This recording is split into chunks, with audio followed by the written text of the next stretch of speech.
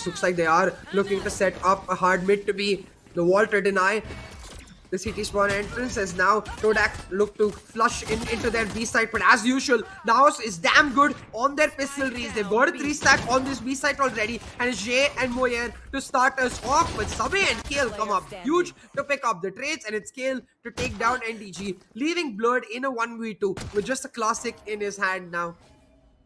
He's handed a small chunk of damage to Sabe, but with the gravity well coming to shut them down. This time Todak priming themselves for an ace split. It's Frosty trying to hunt NDG down. He spots him out, stuns him out, and that's first blood picked up.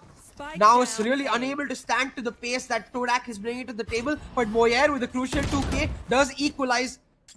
The man cross the door and close it down, but immediately shot out by Kakarot will mean that he's pushed into a situation where he has to go in, but they have no idea that she doesn't aim in. He's trying to use that opportunity to maneuver around the map.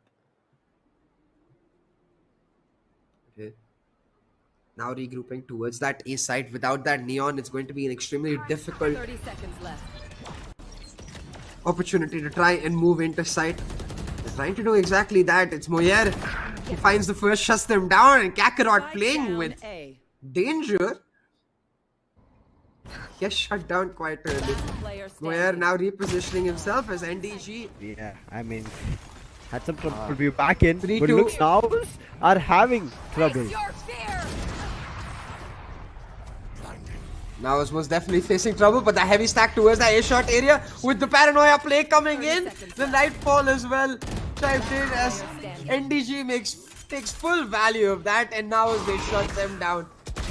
Kakarot now giving all the information, his retake now, and without the aftershock available for Sabe, it should be the case of the lockdown being placed and simple enough retake for now. So Todak, they need to look to get aggressive and deny that opportunity for a retake before it even begins, and that's exactly what he's trying to do. A flashpoint setup from him, pulls out the overdrive, takes down the lockdown as well. For the overdrive, rolling thunder and the cosmic divide does make it a lot more simpler for NAOS to hold on to these pushes, but this time around, NAOS go for the Jing play, as I like to call it, smoking out and trying to dash in, finding people with the horde, but instead they get sprayed down themselves. Todak maintaining that advantage, denying that aggression from now. Two players towards A main. And a couple on site with a flashpoint available for Sabe. Just gets swung on though by Blurred. And again, we've seen this so many times on A side for teams where they don't necessarily have proper post plans, where they're playing on the contact of each other. Well, they're going to be expecting this hit towards the B site. But is the wall up to spot out that Odin user to shut him down? Kale using that wall beautifully, creatively, and it's Frosty to back him up and shows that no trade is made. Now it's 5v3 on the map, should be able to easily close out this round and pick up the win. Heal available for Frosty as well, and with the late lurk coming through on Kale, it will just be a matter of time before NAOS is able to finish off this round, especially without the Killjoy alive. Kakarot still expecting the lurk. We're with the trade now. 4v2 on the map. Now is making the smart call with no money. Trying to go, but now is happy to back up into site and play for the heavy anchor. But the pace of Frosty Z finds now is unaware. Blurred back and forth across boathouse. Not able to achieve much, but Mojer now coming in for the backup with the help of Kakarot on the null command. Makes it a 2v2 and very much a possibility for the retake, but they're not expecting anyone towards defender's side spawn. It's Frosty Z who shuts them down, leaving Kakarot in an impossible position. Does he go back? Does he go forward? He can't seem to decide. Frosty's neon pick has been paying dividends. The way he's able to command the space of this game on attack is just brilliant. Kakarot not committing to just one lane, want to flush out Frosty. He picks up one, he's looking for to eliminate Sube as well, but the time it's just running from his hand. He's able to take it down, but I guess the spike, he might just able. All of them towards that mid area, looking for an aggressive pick. Instead, now get caught out as NAOS push further deeper into this side. Take that defender side spawn area as well as the man advantage for themselves. Spike plan coming in right now, so this almost is looking for NAOS' round. because the health is not that great on the Sage. Yes, we might end up seeing the healing orb coming through very soon and then maybe getting back to good health, but they might just run out on time. Astra is still alive to try and pull off something new. But in the meantime, gee, look at how up close he is with his Prowler. Yes, it has gobbled, I guess. But in the meantime, Blood, he picks up Kaylee, and now it just makes life even more tougher for Kyle. And look at him, he's just standing in someone the to smoke. push in, but elects not to do that, and instead NAOS not only get the site, but they get a ton of area for free. They've got NDG waiting in market, J coming through for the late lurk.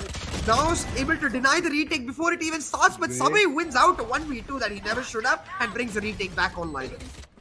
This seems possible right now. He might be low, but look at this. Majority of the players are still alive, but all of a sudden 2 players fall, because of which it becomes a 2v2. But they know the last 2 players are stuck at back of side. But with 29 HP, can Kylie pull off something? It is against Mojer and was composing. You can see the back off coming from heal, but he's not letting go. He's standing in the smoke, takes down the KO in the ultimate, and now looking for a lot more, but gets spotted from the fade, and unfortunately then goes down, because of which Kakarot is bought alive, but still G'd on site. It's making life difficult for them. It's the judge which starts off the Lord Map, and it's Todak chiming in together as a team to continue it. Shield on the side hold with the Bulldog, securing a 3k, putting Jay in an impossible spot. 1v2 on the map, Jay trying to play around these boxes to isolate 1v1s, and they're doing exactly that. The Nightfall though will slow them down. And it's on the back of this Nightfall that Todak is going to look to hold, but a huge paranoia blinds every single one of them. It's Kakarot to start us off, and it's the stingers that make them pay. That's got a sting for us. So this is going to be very tough, and look at NDG taking a aggressive position proactively, gets punished for it through the smoke. In the meantime, Kakarot also looking to doing the same, but with a stinger this time. But they're making life just difficult for them before they even enter with the NAOS, which can be guarded. Oh, what? Mid swing. Oh, just exchanged over there. Still able to keep their hopes alive though, because they've got the overdrive as well as the rolling thunder, despite the fact that it's a 2v3 retake. Those ultimates can be huge for them if they use them in perfect synchronization. The rolling thunder comes out, but again, a crucial paranoia buys them a ton of time, and Mojer able to dodge out that rolling thunder, backs up NDG, who was stunned out. Got NAOS the site now, and holding down this side. The fast retake coming through as the Haunt reveals multiple players. The overdrive coming through on the back of the blinds through the Prowlers. It's Frosty's need to kick it off, but with the lockdown turning it down, they really need to find that Killjoy lockdown and shut it down, otherwise they're all going to get detained, and that's exactly what happens. Kaylee gets detained, buys a lot of time for Blur to play on this post plant now. The Cosmic Divide will expire just about now. Meantime, if somebody is pushing up second lane with the aftershock coming in, clearing second lane, look at the positioning that is there from the Fade, which can make life tougher. But look at Frosty's, even though there was smoke, because he had kept the fast lane, will be able to find his way a little bit further, but would not assist Kylie over there. But Sabay is still alive. The flash was brilliant. Oh, Sabay feels over there. So Kakarot is still alive. They need to make sure they clear this, and the push comes in, but Kakarot doubles down. The slide doesn't work. Kakarot still survives barely, but this becomes a 1v3 situation from a 3v3. You fought well. Kale rightfully recognizing Kakarot's 2k, takes him down, telling him that he did indeed fight well, but they need to close off this map right here, right now. Yeah, there's nothing that I feel like Todak can do here, but Frosty, he's still commanding, still alive. But one bullet, he has to change the weapon, and Jade doubles down on it. Sabay still alive along with Kylie, but make it only one. That is Sabay. He has one flashpoint to work with, but it's a 1v3 situation for him. Looking to close it right here is going to be NAOS. Look at the stronghold they have. The crossfire is set up.